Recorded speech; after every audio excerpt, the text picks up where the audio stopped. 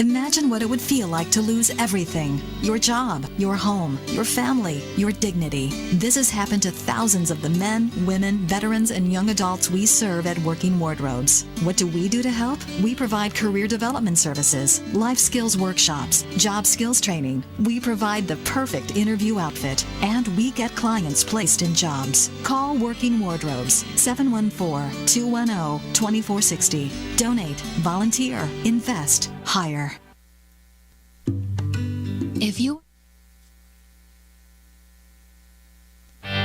Welcome, everybody, to the Rad Life, the only talk radio show that takes you along with host and age explorer Rad Gantos on his continuing journey of discovery into life's challenges, opportunities, options, and all the latest and greatest things that come with getting older. The Rad Life is brought to you this week by Your Home for a Lifetime, a company dedicated to empowering you to stay safely, independently, and comfortably in your own home.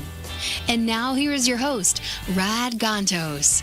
Rad Gantos, where are you? Rad Gantos, I don't see you. Oh, Rad Gantos, he's not here. There's a big shock. Anybody who's tuned into the show on a regular basis here. Rod's running a little late today here.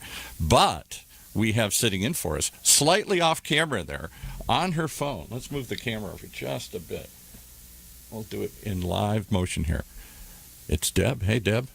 Hey, Deborah's in the house. There. Sorry, I was posting the show. Deborah's in the house. Our show producer here is going to sit in for Rod and help us launch our guest. Why don't you introduce our guest here today and give us a little background on who she is? Today we have Shelley Howard with the College Ready Plan.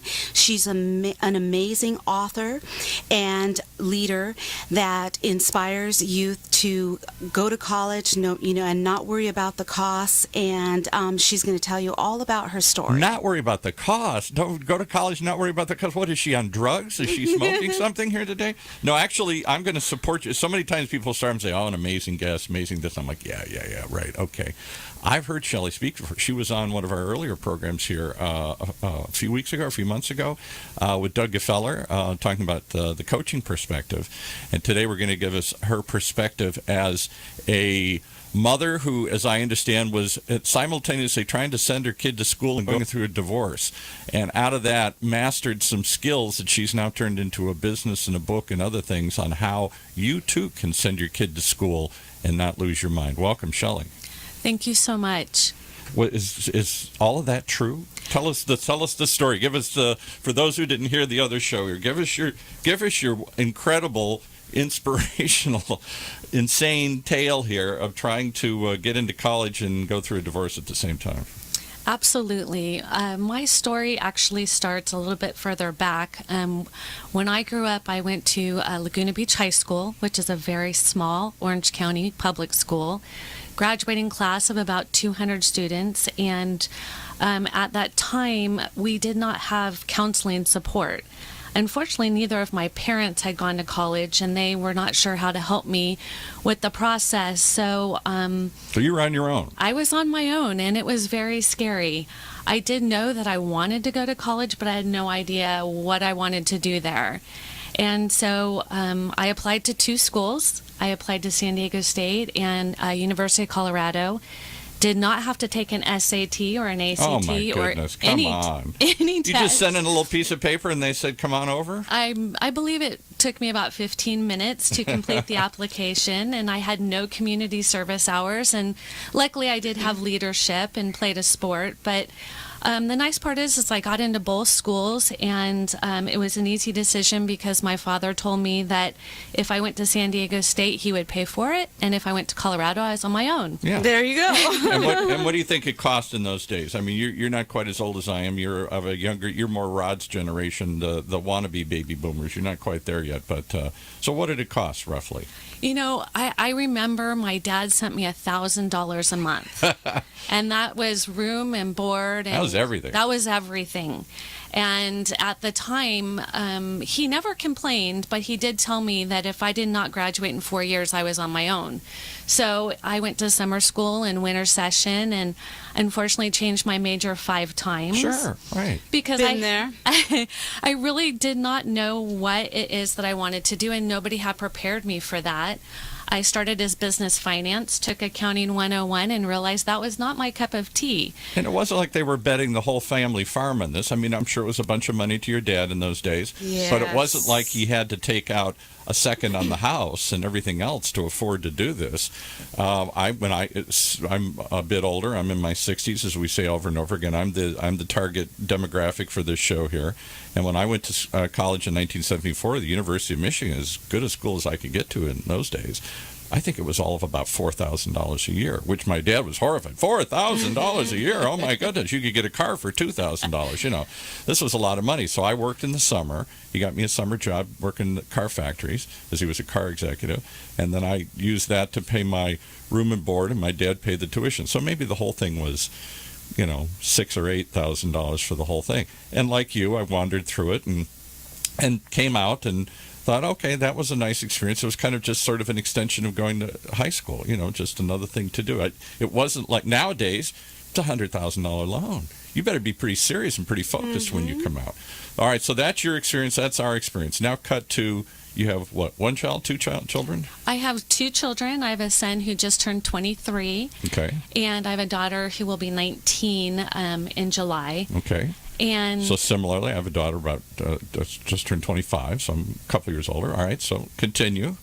So fast forward, after I graduated, I was fortunate enough to start with Procter & Gamble 4 days after I graduated. Oh, wow. Congrats. Just jobs Wow. waiting, you come out. This is a bygone era now. People are just laughing and rolling their eyes right here. And when am I supposed to feel sorry for you? Yeah, exactly. Exactly. So, I mean, I did go through an extensive interview process. It was not a walk in the park, but the nice part is there were plenty of opportunities. There were jobs. There were jobs, and they were looking for us. And I I ended up remember those days. Yeah. I ended up graduating with a speech communication degree, and so thought I was going to go on to law school and realized that that was not where I wanted to be. I wanted to be with people in sales, and Right. so We got to keep you a You little weren't bit a in good front of the enough mic. liar, right? Keep you a little bit in front of the mic there. Okay, sorry. And so, you Speech communication, she's wandering in and out of the mic here. Okay. Yeah. Didn't do radio. All right. No radio. I was more into speech and debate. But regardless of that, I was relocated all the way back to Orange County and to Newport Beach. And I found out later on that one of the benefits of being somebody from California is that we do not understand that our cost of living is really, really high compared to the rest of the United we're used to States. it. We definitely take that for granted. Right. So for Procter & Gamble, they did not have to compensate for that, and it worked out very nicely. I lived in Newport Beach, and fast forward on to that, I got married and then had my first child. I was doing 11 airports a month and realized that that wasn't the life that I wanted to lead. I left Procter & Gamble and started my own business as a professional photographer.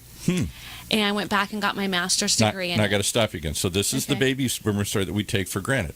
I go to school for speech. I end up working for Procter & Gamble, and then I decide to become a photographer. Where's the connecting line between all that? Well, none of us have, though. I could give you the same story. I'm sure Deb could give you the same story here. Absolutely. Deb, you were weren't you a beauty contestant or something? What were you? We missed somebody, yeah. Pageants put me through college. Yeah, right. Literally.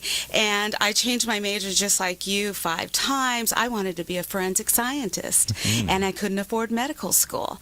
And so I decided, health administration, which led to being a behavioral analyst for the State Department.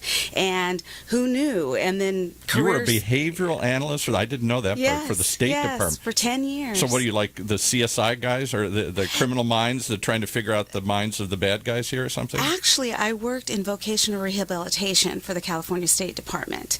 Oh, and okay, yes, and so I would analyze why people behave the way that they do with Right, they do. working with the different populations. Yeah. And then help place them back into the community, after maybe a layoff or after a And substance similarly, abuse somewhere along the stay. way, you got married and divorced, and suddenly you're a single mom. And Yes. same things here. I'm just trying. We're going to draw some parallels here as we go along here to this And journey. I moved to Orange County, and now have been a single parent living in Orange County for 18 years. So make a long story short, and that was and never lived in Orange County except for visiting to go to Disneyland and Right. Legoland and SeaWorld Right. with my kids. And so I can tell you're not a native because Legoland's in San Diego. Oh, yes, yes. Thank you. I can tell you're not a native, but go ahead. All right. Well, Southern California, I should say.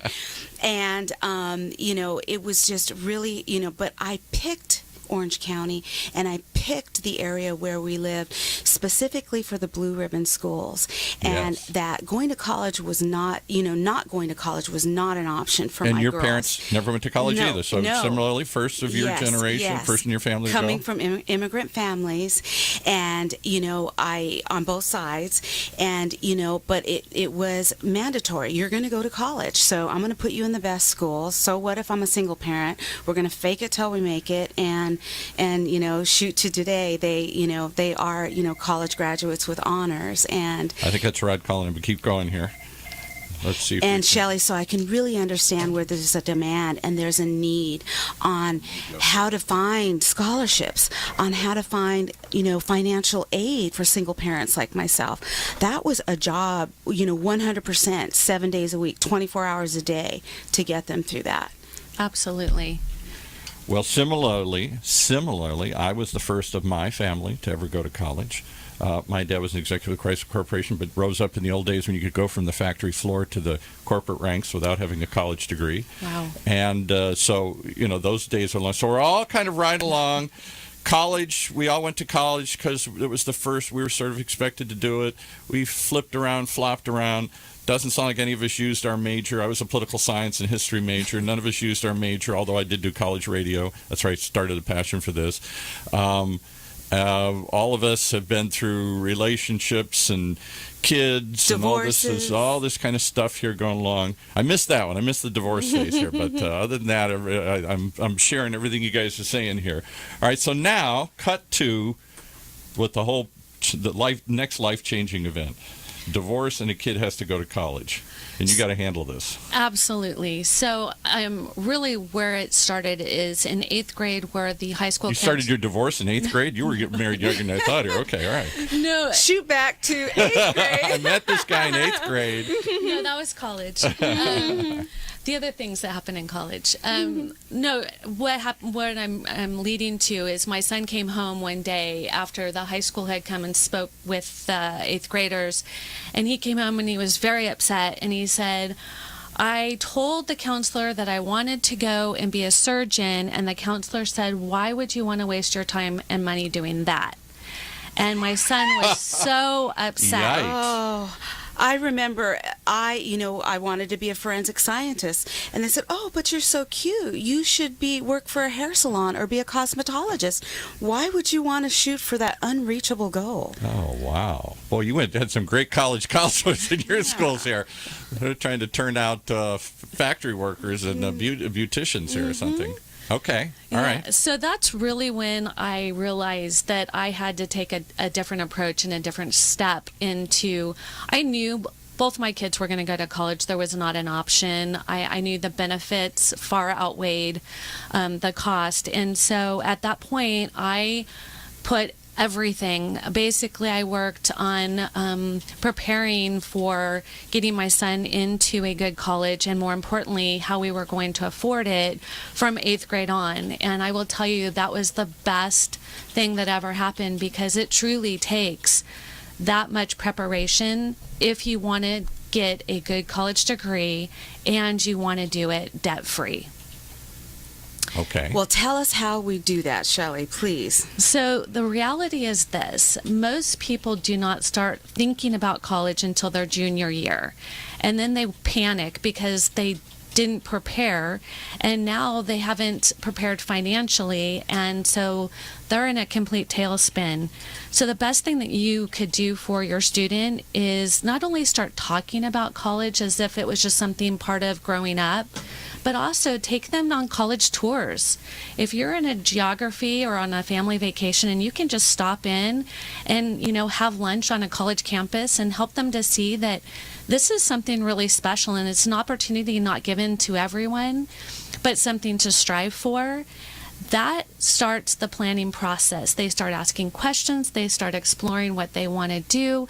They really start to grow up and figure out what they're passionate about. And Okay. that's exactly what I did. I made it a road trip. Okay, we're going to go on a road trip, and I took them to the colleges. I mean, I can remember I did that starting in 6th grade.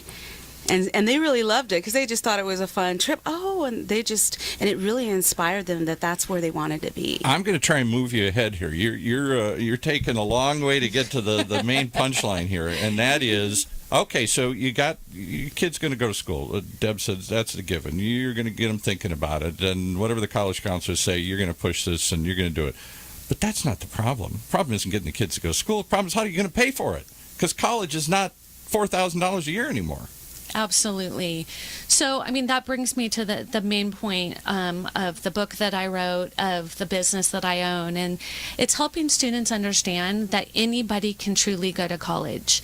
It is not something that you can say, we can't afford it. The reality is everybody can afford it if you plan properly. And in my book, How to Send Your Student to College Without Losing Your Mind or Your Money, I spend a whole chapter on the importance of planning and how to know what colleges are looking for, the GPA, the test scores, the leadership, the community service. The key to getting a free education is planning, and being focused on the end result. No, you don't have to have a genius. You don't have to have a high-performing academic or athletic student. You're saying just the average kid with enough planning can somehow get support or money to go to school? Absolutely. Desire is the key.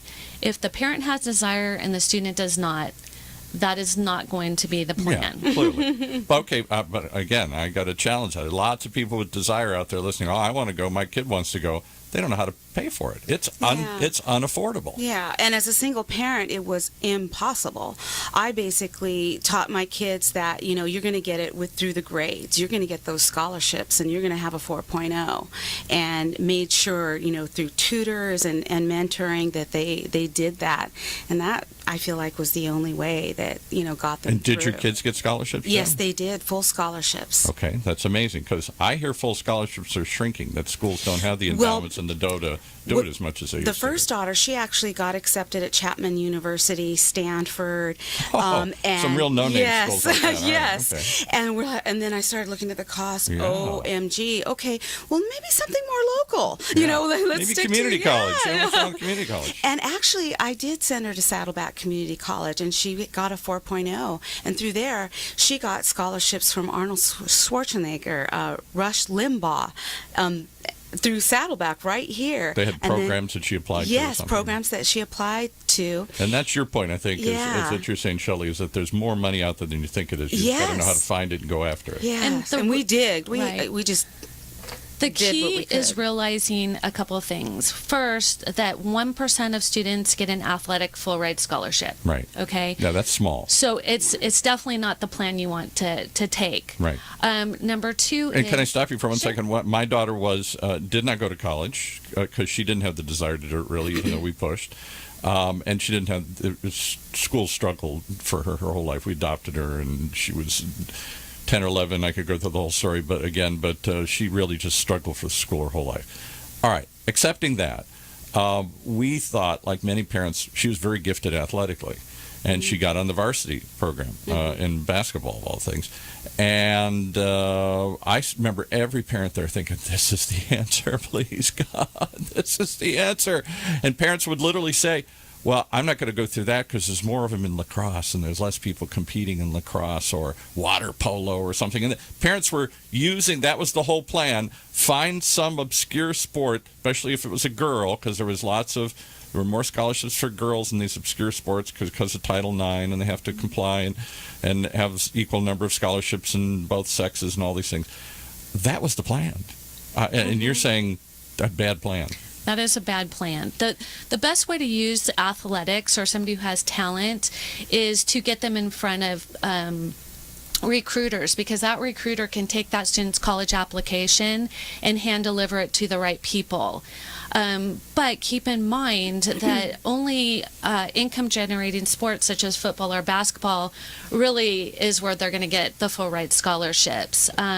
Women's golf actually right now is the #1 unused scholarship. Women's golf. Women's Okay, there you go. golf. There's one I wouldn't have thought of. So if there's a family out there who has a passion for golf, that is a really great plan.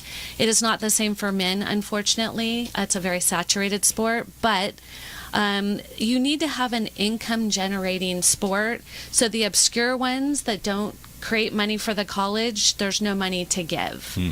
So, so after for you men look, and for women, is that true? Even well, though they have, because they do have this Title IX restriction that they have to come up with scholarships for girls and treat women's athletics equally, even though it doesn't generate any cash for them. Correct. And so it is a little bit different in that respect. Some things never change. Yeah, women's water polo is been getting some really great full ride scholarships. I have a student at UC Berkeley on a full ride for women's water polo, and so it's still possible, but they're exceptional. They're just not, the average. So better than that is what? Okay, so really what it comes down to is every student has their gifts and talents, and you just have to focus on what that is. So if you have an academic student, obviously the GPA and the test scores can get them a full ride. Like Deb's daughter. Yeah, my son got a full ride to Harvard, so he graduated in 4 years. Harvard. Okay. Wow, you just won up to Chapman and Stanford here. Harvard. Okay. So he We're not talking about the College of the Ozarks or something here, right? No. Nothing against that. Don't call me here, right? So he worked the plan that I put in place, and he worked really hard. I give him full credit. I did not take the test. I did not show up to class. I just guided him, and he absolutely gave it 110%. He ended up going to Harvard, graduated in 4 years, graduated last May. And congratulations. Thank you. He's working for a consulting company in New York right now called Bain Consulting. Oh, yeah, Bain. Which is his very first job. That's Romney's old firm here, right? Okay. And he's he's living his dream. He just got accepted to UC San Diego and will start medical school in the fall. Wow. So, So let's go back a second. Okay, so you're showing us there's a path, both of you here, and in both of the cases you're talking about some sort of academic scholarship. But here's what I hear over and over again. Unlike the days when we all were going, you took a test, you got a score, you got a scholarship. You got some grades, okay, that's good, you got a scholarship. Now, as somebody once told me, they sat in that seat and they said, oh, all these kids at Harvard have A's and top SATs. That's just the ante to get in the game here.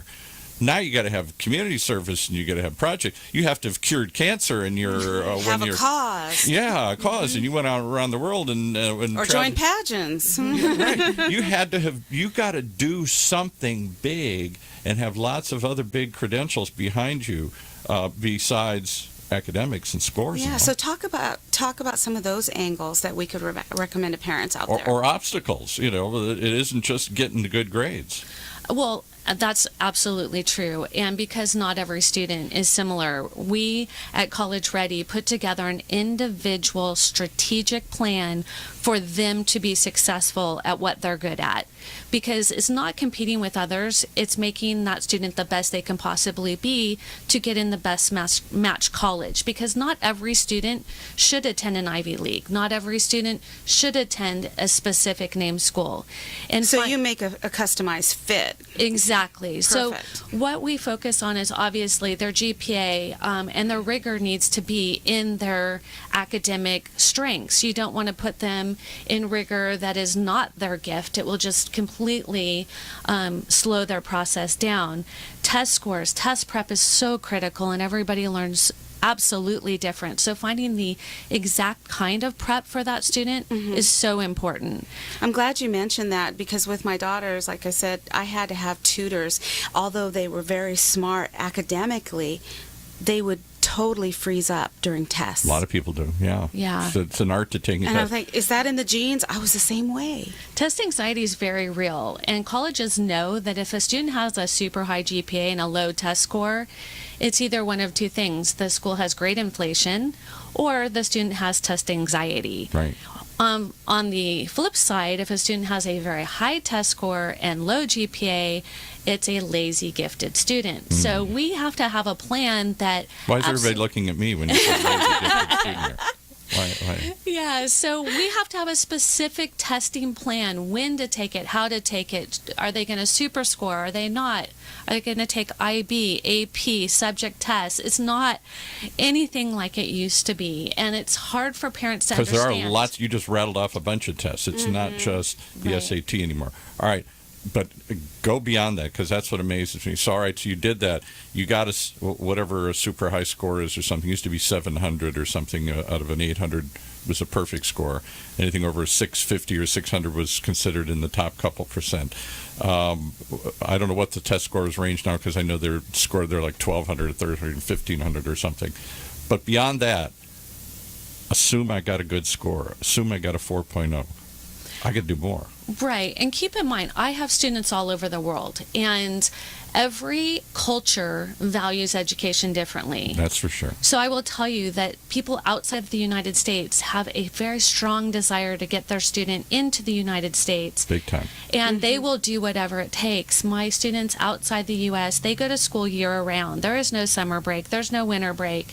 They are going for the 5.0 GPA and the perfect test score. Yeah. So how do we compete with that?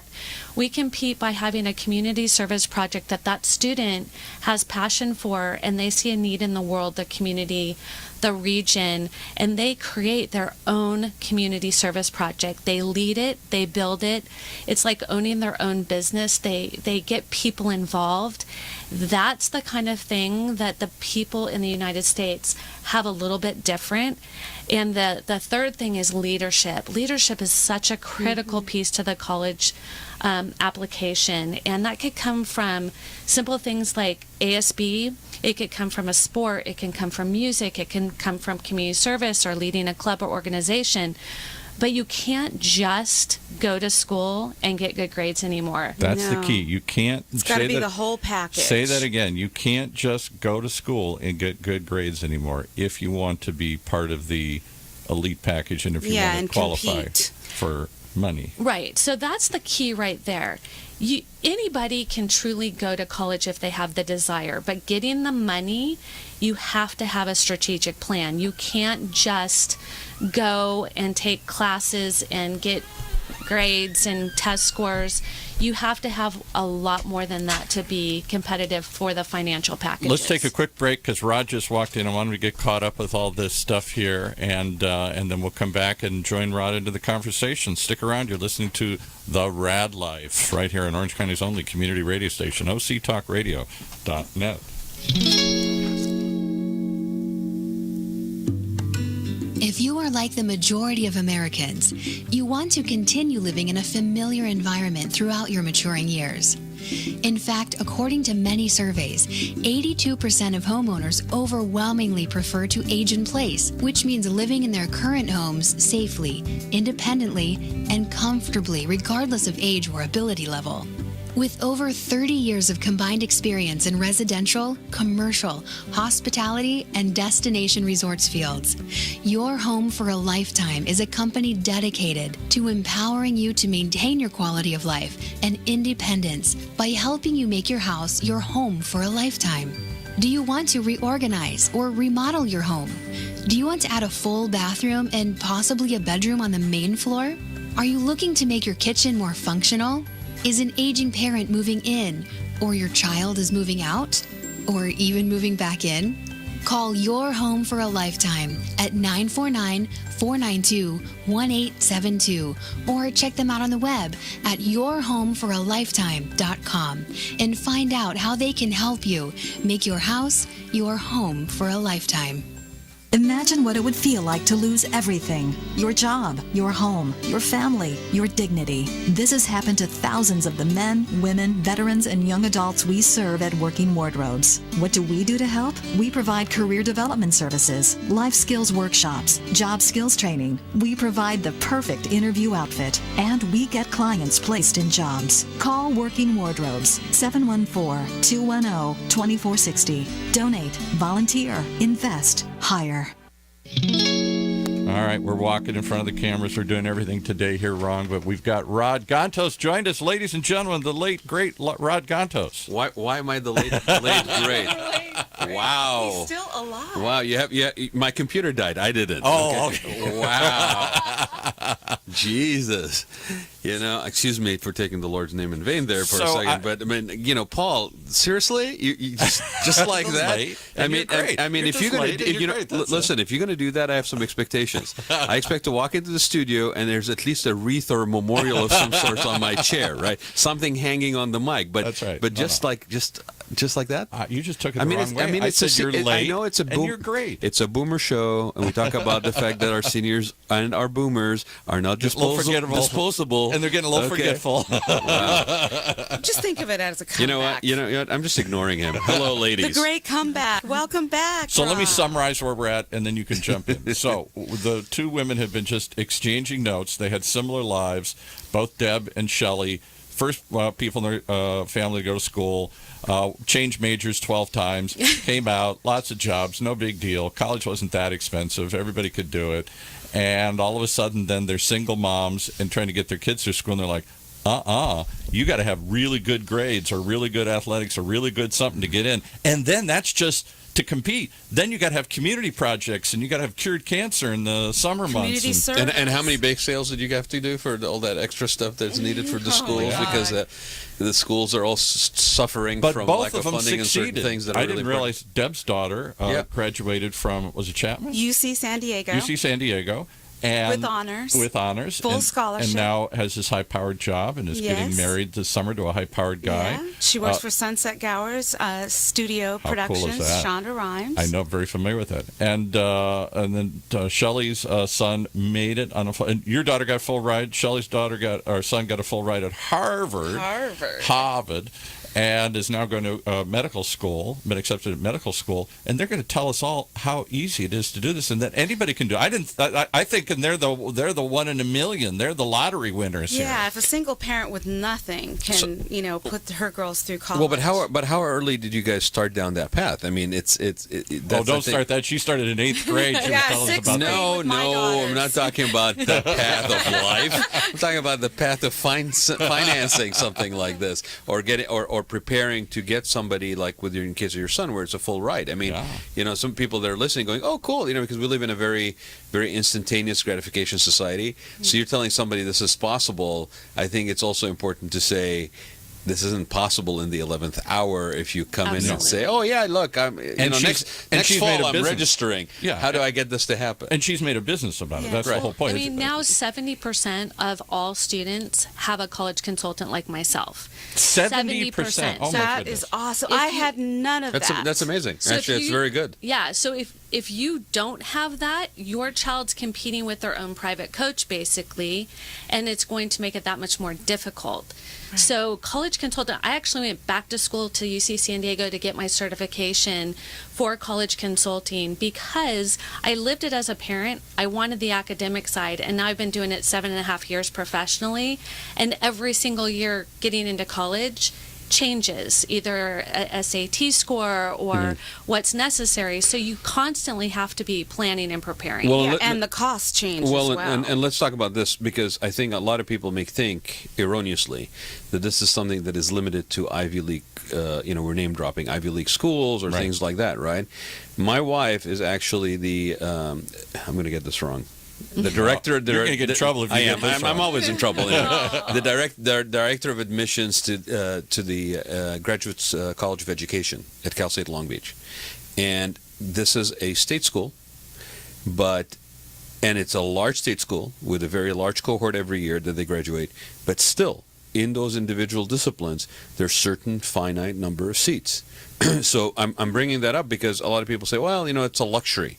When you're saying 70% of people, I mean, I don't think there's 70% of people that actually have financial planners. No. Right? Right. Or health coaches. Or health right. coaches, or fitness, whatever. Yeah, I fitness. literally took classes at night to learn how to apply for scholarships for my daughter, both for financial Amazing. aid and scholarships. Amazing. Yeah, so It was it's, my third job. so there's a finite number of entry seats, call it, in a lot of this stuff, including public universities.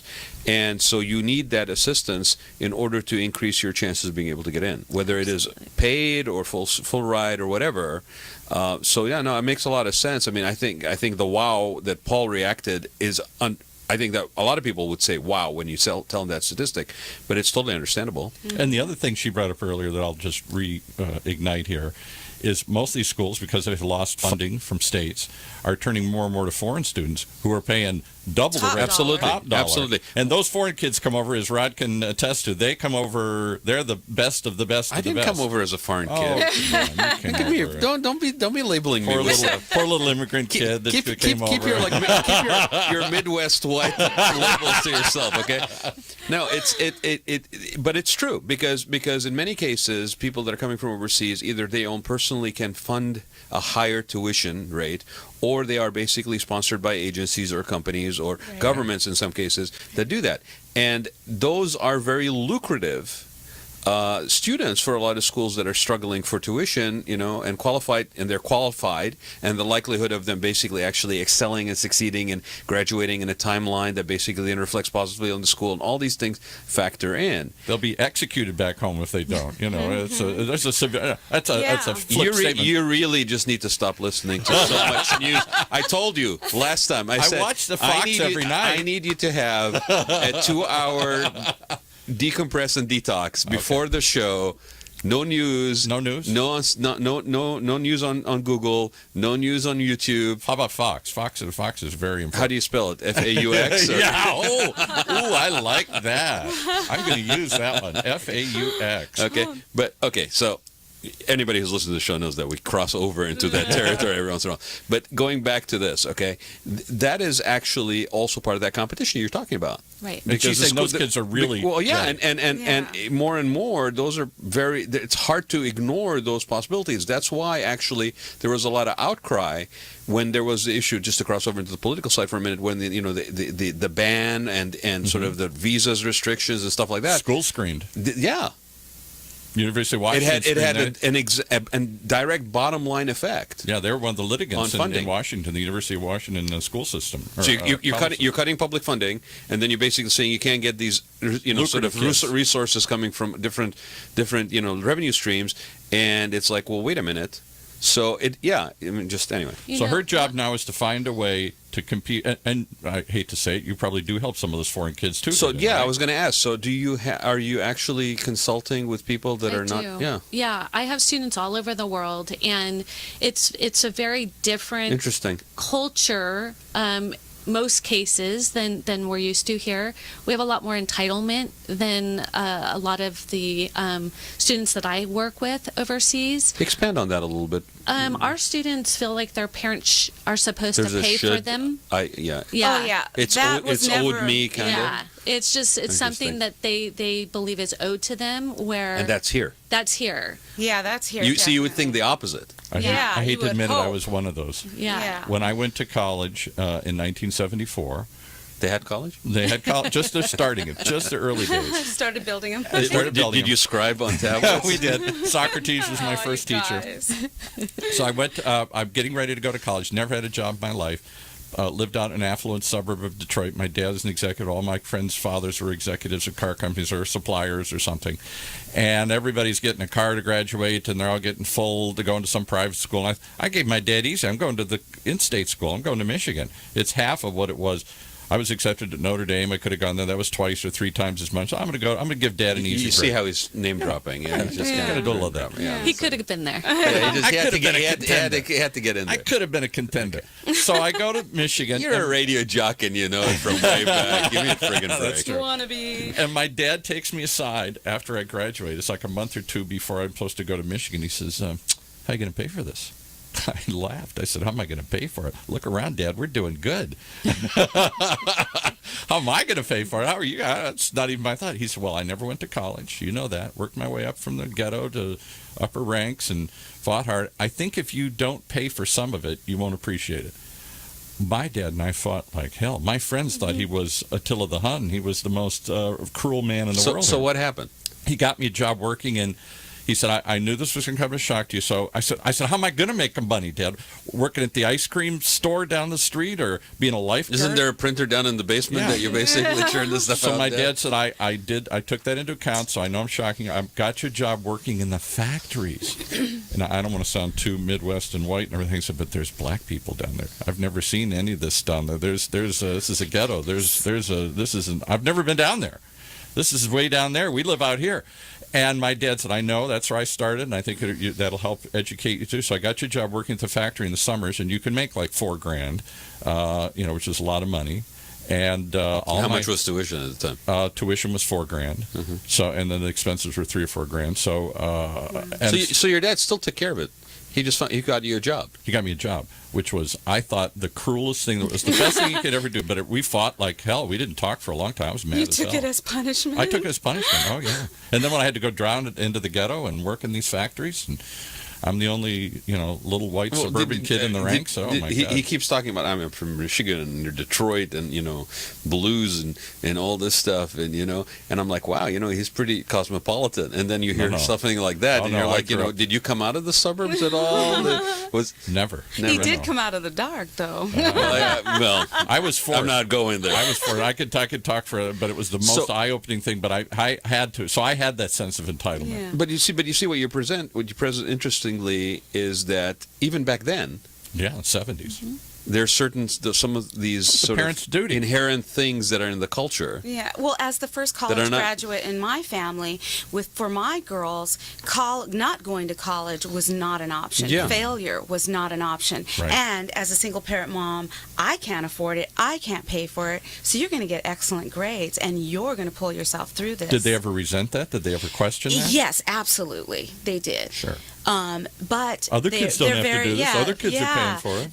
They're buying them new boobs and new cars. why do I have to work, and why do I have to get such Ladies great and gentlemen, grades? we are coming to you live from Orange County, California. Thank you. That Orange County entitlement. No, I moved you here because as a single parent, where fantasy is not limited to Disneyland. I wanted you to go to blue ribbon schools. And we're all laughing. A safe neighborhood, so that you can get to go to college and give me the life I'm not accustomed to. We are laughing, but not that many years ago, there was a front page story, and I think it was Orange County here, maybe I'm wrong, where a mother said, rather than give you college, I'm going to give you her daughter new boobs, because that'll do more for you than giving you a college education. I've heard that story over and over right here. Who didn't? She said, unfortunately. Wasn't that a study funded by UCI? I'm not picking on UCI. Okay. But OC Plastic Surgeon Society. Do we have a sponsorship yet? yes. But really, no, I grew up overseas, okay? And no, I did not come here as a foreign student, but we were naturalized. We had our green cards at the time, but I did not. There was no option that you wouldn't go to college. Yeah. It wasn't something that you even resisted. It was totally acceptable. Like you knew the level of education that you would achieve would have a direct correlation with how much, at least, you would be able to sustain a comfortable way of life. And you went to some pretty fancy schools too. You went in Switzerland to some school, and then you came here and you went to Claremont. I think your dad did you a great favor, because I think there's certain key moments in life where something like that being instilled. And I think it's an interesting, duality that parents have to deal with. I don't know that as a parent at all. I don't have my own kids, but I would think you have some other kids though that you're watching. Yeah, but that's a different topic for another show. There. All right. It's okay. It's okay. They're my nephews. It's my nephews. It's my nephews. It's not like I have this little entourage of children that chase me down the street. Shh, Paul. Okay. Well, like I said, my kids, although they did regret it, they are very thankful. And every time I see them, now that they're in their career positions and their successful status, that they're achieving, they thank me. Did your dad make you pay for any of this, or did he? He didn't. I didn't. To be completely honest, I did not pay for my undergrad. Okay, I went to graduate school, and also that was covered. But but I had a shift in direction when I went to design versus business. Right? And when I went to design, there was an aspect of me that I said, I want to do this for myself enough that I want to pay for it. Good. In order to know that I am committed to it. Yes, right. Okay. Now, it was later on in life. It was, I went to college when I was 16. All right. You went to college when you were 16? Undergrad. I graduated high school at 16. A bunch of brilliant kids here. Right. And so I'm coming out of college with an undergrad in economics at the age of 20. Okay. I mean, not to be crass, but I probably just about know how to wipe my ass at that point. Right? Nothing else, right? And then also, imagine I'm overseas. It's a 300-person college that I went to for my undergrad, right? And now I'm going to the United States, and where do I land? I land in Cal State Bakersfield. Okay, I land in Cal State Bakersfield as a person who's living on campus. Right. So my dorm was at the end of the college. My room was at the end of the dorm, and pretty much there was nothing other than the desert after me. Right where the farm roast starts. Yeah, and the flatland boonies. Pretty much, right? I mean, there was a strip of concrete out there that people hung out on and drag raced. Okay, and there were people hanging out. Right. So it was a pretty interesting. Nothing prepares you for this stuff, right? So I give my hats are off to people, whether they are from the United States that are maybe first in their families to go to college, or people that this is a major thing, a major adjustment for them, both financially and just state of mind, right? Or people that are basically coming from overseas. Or even people that go from here, let's say, and spend time in Europe, in a university, where there's a language situation, there's all this stuff. So I completely agree. I think, how do you navigate those waters unless somebody who knows about the nuances is there to guide you? Well, and it constantly is changing. That's the main point is that's why it's a career. I always kind of tell people, you could do your own taxes. Yeah. And you could, or you can hire an accountant, and they would help guide you and lead you and save you a lot of money. What happened this year in terms of regulations that you're not aware of? Exactly. Right. I'm kind of the same thing. Yeah, I help people. My main client is a very busy working mother. She is doing her career. She's providing for her family. She does not have the time to give another part-time of her to do this. Full-time. It's a full-time job. Like Deb said, it was her third job. Yeah, it was my third job. Yeah, literally. And it was mine as well. And I will tell you that I spend at least an hour to 2 hours a day learning just the new stuff every single day. So unless you are fully immersed, I mean, USC just raised their cost of tuition to $72,000. And $72,000. Parents. That's per year or for 4 years? No, that's per year. Per 1 year, 72,000 plus living and books and other things. So right? why I bring that your up? expertise is a benefit to them, versus having to do it on their own, like I did, and having it as a third job. So let's continue on that path. Well, that's what I was going to say. So knowing this, one of my students, her dream school was USC. But she was straight from Mexico and had a very rough upbringing. Somebody ended up adopting her, and she just received a full ride to USC this year. Wow. I found out by reading about her in the newspaper, and I called her. I said, Kathy, why didn't you tell me? She goes, I'm still in shock. Like, I never thought that this would be an opportunity for me, because she didn't have the finances. She didn't have the family support. She had nothing except for me. Her parents who had taken care of her, her adopted parents, I went to high school with. They called me and they said, we don't know what to do for her. Please help her. And she followed exactly the plan I put together. So what did you advise her? Well, her gifts and talents are very different. She's a very shy person, and so we had to work kind of through the back door, if you will. She wasn't a huge leader. She wasn't the typical, star of the sports team.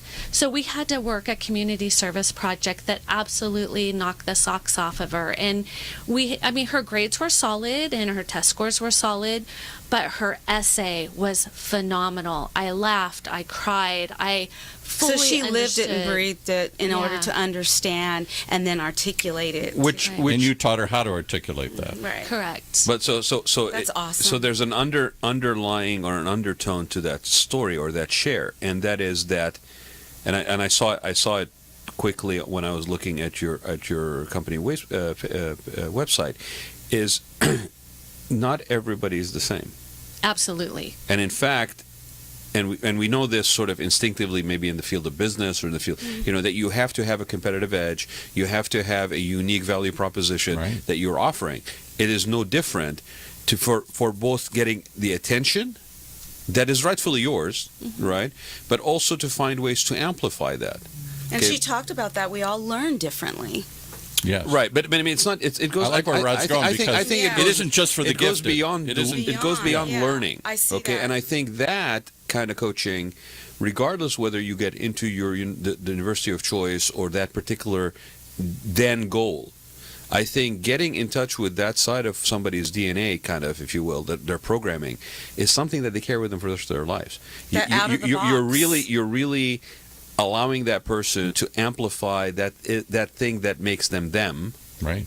in a manner that maybe in this guided towards an academic goal.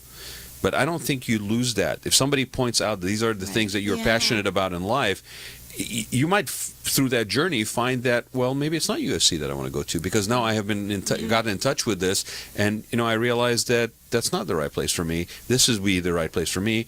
And in the course of doing that coaching, that's something that they take with them for the rest of their life. Yeah. Well, that's one of the main things I help parents understand is, as a parent, the student hears, clean your room, do this, do that, do your homework, And so the on and so expectations that forth. parents have.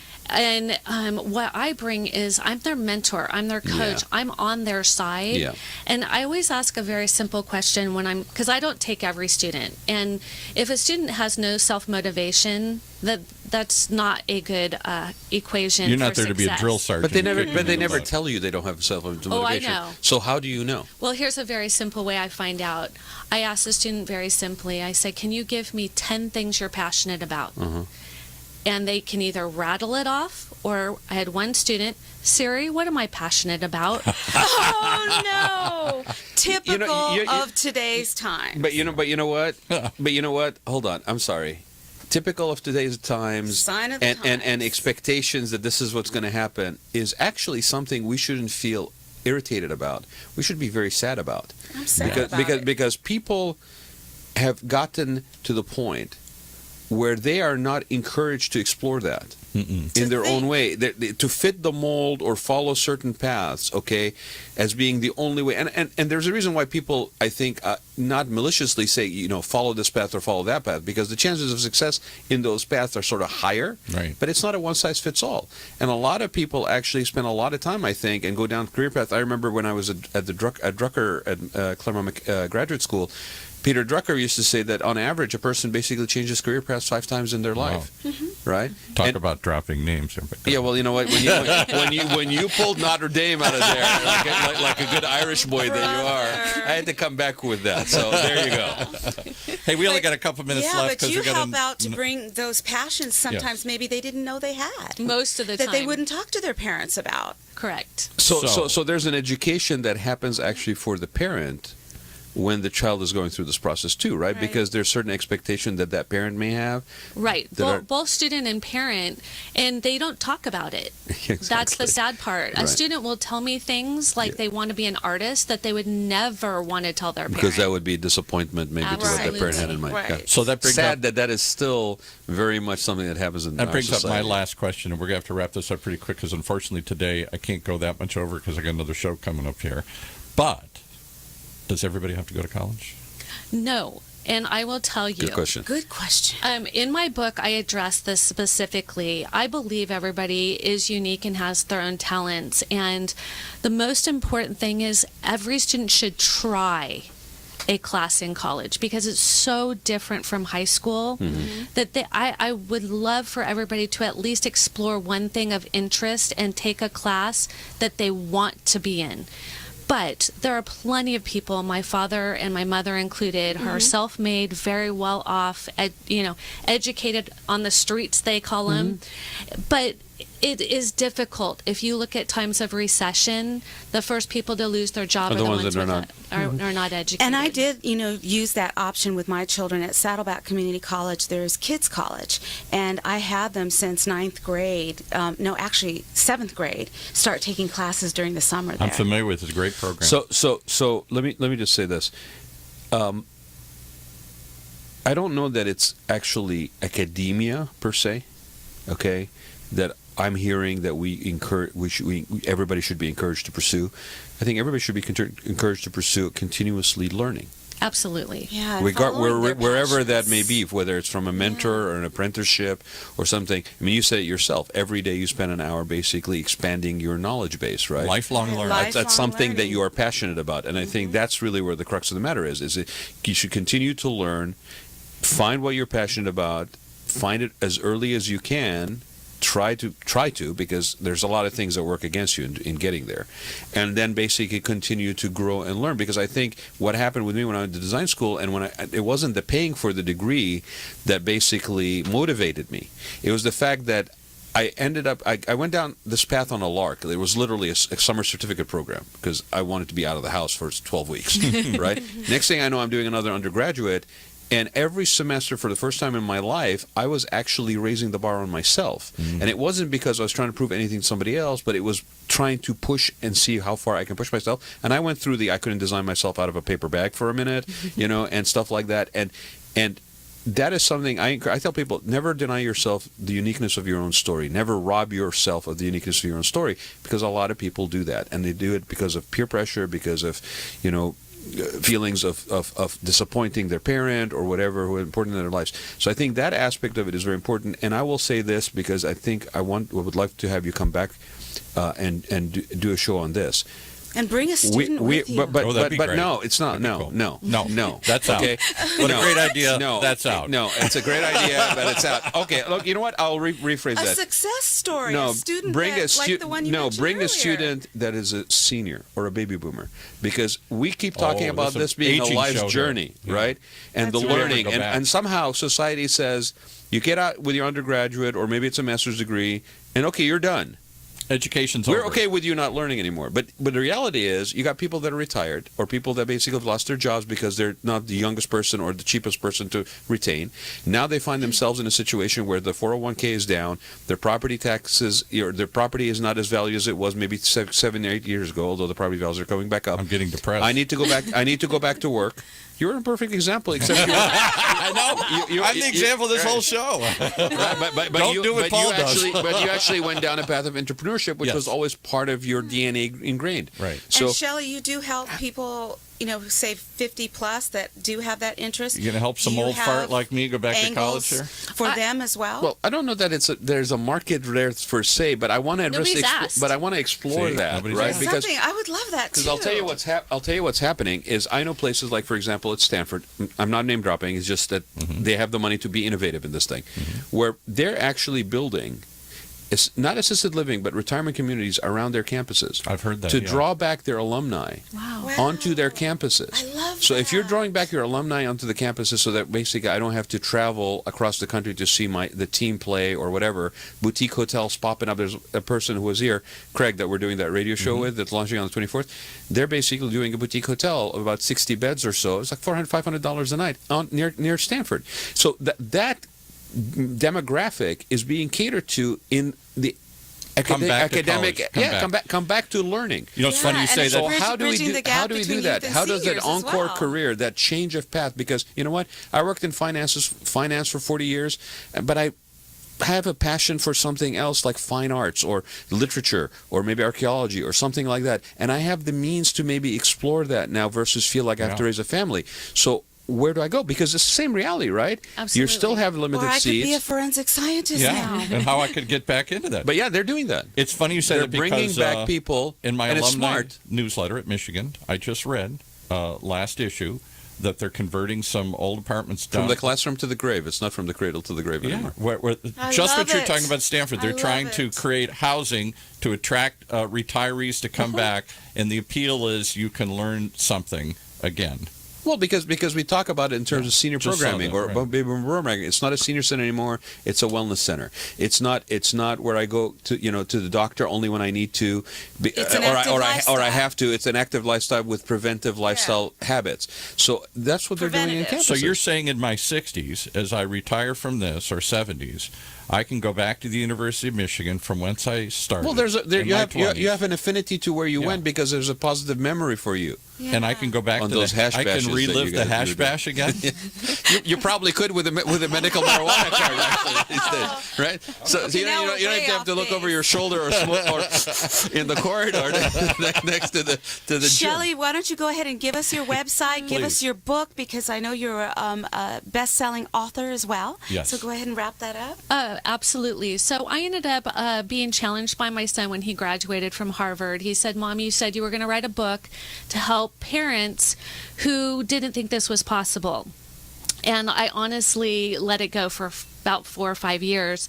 So this past year, I wrote my first book, and it's How to Send Your Student to College Without Losing Your Mind or Your Money. And it basically gives everything you need to do in order to get your student into college and do it debt-free. And it's a step-by-step book. It is a #1 Amazon bestseller, and you can go on Amazon and purchase it from there. Or you can go to my website, which is collegereadyplan.com, and you can purchase it straight from the website. And we'll share the link to the Amazon on our because I know a lot of people. I mean, my nephew's just going finished St. Anne's, and he's going to St. Margaret Rancho Santa Margarita, actually, for high school, and they went up for what is it?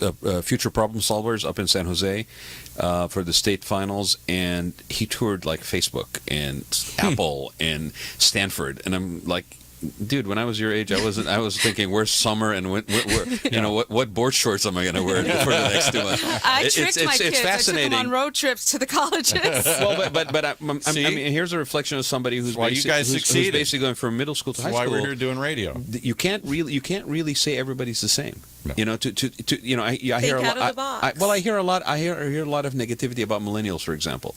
Everything from lack of motivation or whatever. I don't necessarily think that you can ever pigeonhole anybody as a category. totally No, agree. they Yeah. have gifts that keep me on top of my game and, looking young and smart and fast-paced. But most of them are so. worthless. So. Come on, baby boomer, get it out of your system. I mean, that's just a fact. No constipation for you Says by today. the Come on. baby boomer. Hey, the other himself. fact is, unfortunately, we're going to wrap up. I know So- Rod likes to wander. Thank you so and much, go. Shelley Howard. You were awesome And and please- very inspiring. And please accept the invitation to come back. I really want to explore that one. That would be a fascinating and, follow-up. and you I agree. go take a look. Because I know it sounded like maybe this thing, like for some of these colleges, what they're doing as far as real estate development stuff is sort of not really necessarily on your radar screen right now. Maybe look into it, because where does that go? I mean, you're talking about 10 years. You go to college for 4. Maybe 6. It depends, right? But this is 10 years. This is somebody who basically thought they had maybe 5 years. Now they realize they have 10 years, right? 30 years, 20 30 years. years, I mean, yeah. 100 being 100 years old is not an off thing anymore, right? And so what do I do then? I'm going to sit at home, play solitaire, or go play golf. Maybe I'll be that forensic right. scientist I always dreamed of being. Or I mean, that's something, or that's take you classes. could literally have Maybe I a can second afford career medical of school about now. 7 to Afford it, 10 yeah. years Absolutely. doing something you're passionate about. Yep. Well, we're very passionate about having the show. Thank you for being here. My And pleasure. please and come we'll back. look forward to seeing you again. Thank you. Take us out, Paul. You have been listening to the Rad Life Radio Show with your host and age explorer, Rad Gantos, brought to you on the one and only octalkradio.net. Join us again next week as we continue our journey of discovery into life's challenges, opportunities, options, and all the latest and greatest things that come with getting older. Imagine what it would feel like to lose everything: your job, your home, your family, your dignity. This has happened to thousands of the men, women, veterans, and young adults we serve at Working Wardrobes. What do we do to help? We provide career development services, life skills workshops, job skills training. We provide the perfect interview outfit, and we get clients placed in jobs. Call Working Wardrobes, 714-210-2460. Donate, volunteer, invest, hire.